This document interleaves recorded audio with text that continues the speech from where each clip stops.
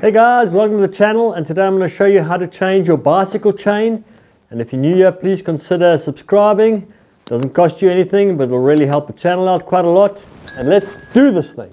So before you change your bicycle chain, you're going to need some sort of a tool to indicate if you need to actually change the chain.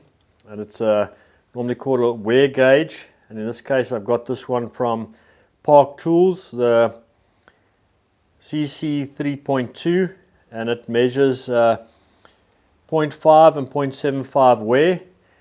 And in a video I did on my wear on how long the SRAM cassette lasts, it was pointed out to me that I'm using the wrong actual tool now, because SRAM trains actually need a different type of measuring device or wear gauge. And then I had to get this tool over here, which is the Park Tool CC-4, which is used for the SRAM chains, as they have a different size inner rollers. You'll also need to have some sort of a chain breaking tool. I'm going to use this. It comes with my multi-tool over here. I'll also leave a link to that above where I've reviewed that tool. Then you're going to need some sort of a tool like this, which is actually used to take the master link off, to actually take the chain off the bicycle. But if you don't have a tool like this, you can use a long nose pliers or some other method of actually getting the chain off the bicycle. And then of course you're going to need a brand new chain. In this case I'm going to replace it with the XX1 chain. I personally don't like the GX chains, they don't last that long. And I'll do a separate video on the GX chain versus the XX1 chain, how long they last. This is a lot more expensive, but if you actually look at how much longer this lasts, it's actually a lot cheaper than buying GX chains. So the first step, as I mentioned, is to use a wear gauge, such as one of these things, to actually see if you need to change the actual chain. So I'll do that quickly.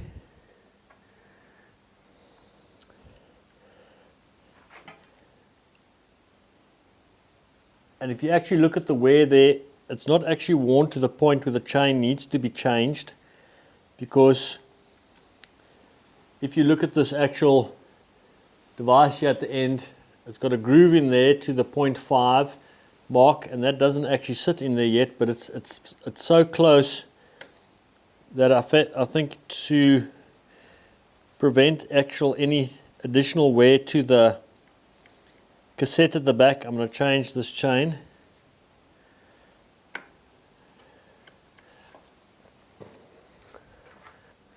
So once you have determined that the chain needs to be replaced, the chain needs to be moved so that the master link is either at the top or the bottom. And the master link can be identified quite easily in this case, but on other cases this can also be flat and resemble another link. But you'll see it's completely different. It's the only link that has a pin over here and a cut out so that the two pins can move towards each other. So that is your master link. So that must either be at the top or the bottom. Then on your rear derailleur, you should move it completely forward, like that. And on SRAM, there's a little pin at the back here that you click forward to hold the actual derailleur here with the jockey wheels. So there's no tension on the chain. SRAM has a similar type of device. You then once again identify the master link. Just take this master link decoupling tool, I'm going to call it. Click it together, and then just separate the chain like that. There the master link comes off.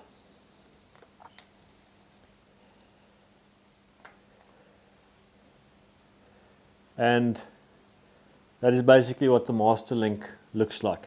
I normally save these master links and I keep them in my toolbox that I carry with me, not my toolbox, my little bag that I carry with me. So if any of these master links do break, I've got this as a backup.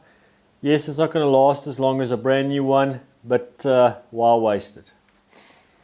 Okay, so we go get the new chain. We open it up, cut the seal,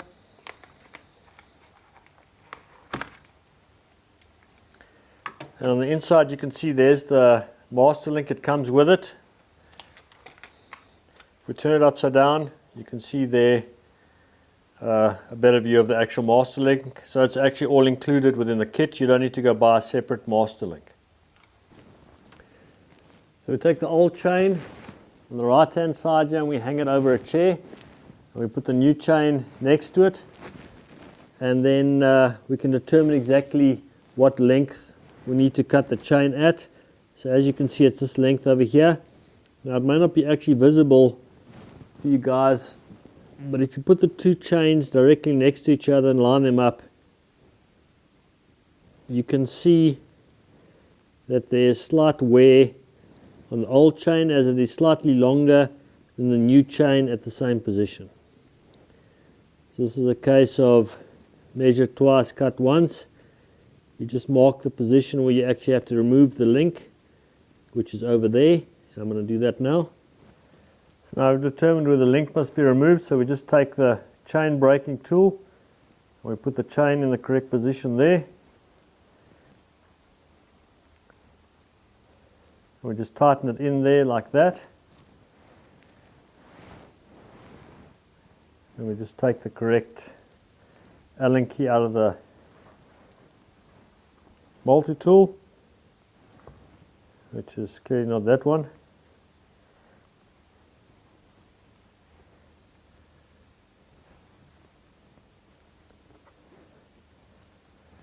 That we just turn it, which pushes a pin from there and pushes that little actual pin out of the chain, and therefore breaks the chain at that point. There we go.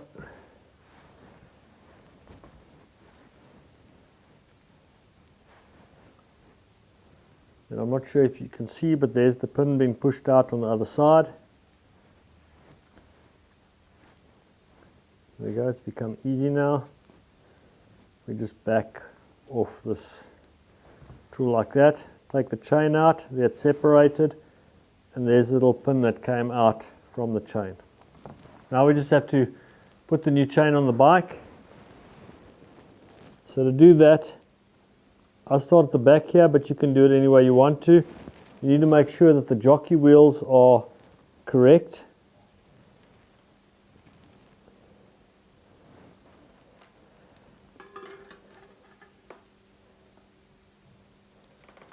And then I like to have the master link at the top,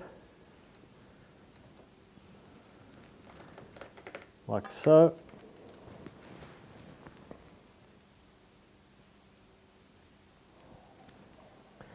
And as you can see on the jockey wheels itself, the chain goes this side of this jockey wheel and that side of this jockey wheel.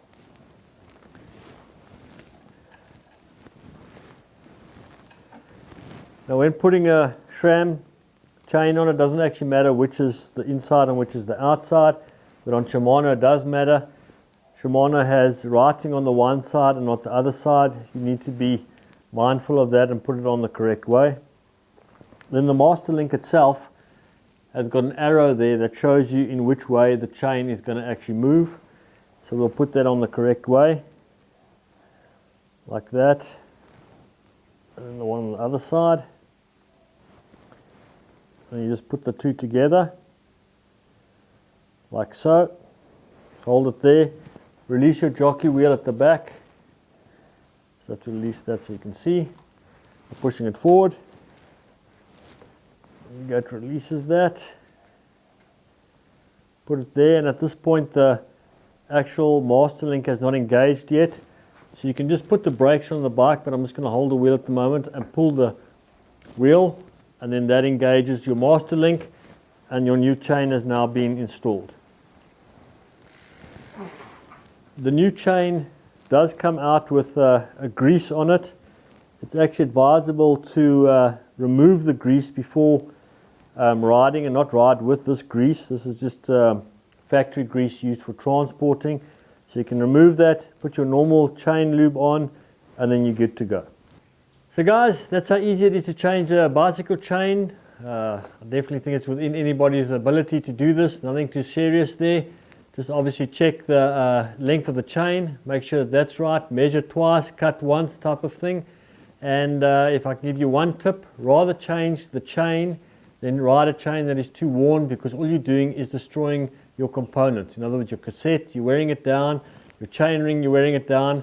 rather replace the cheaper item on the actual drive chain, which is the chain.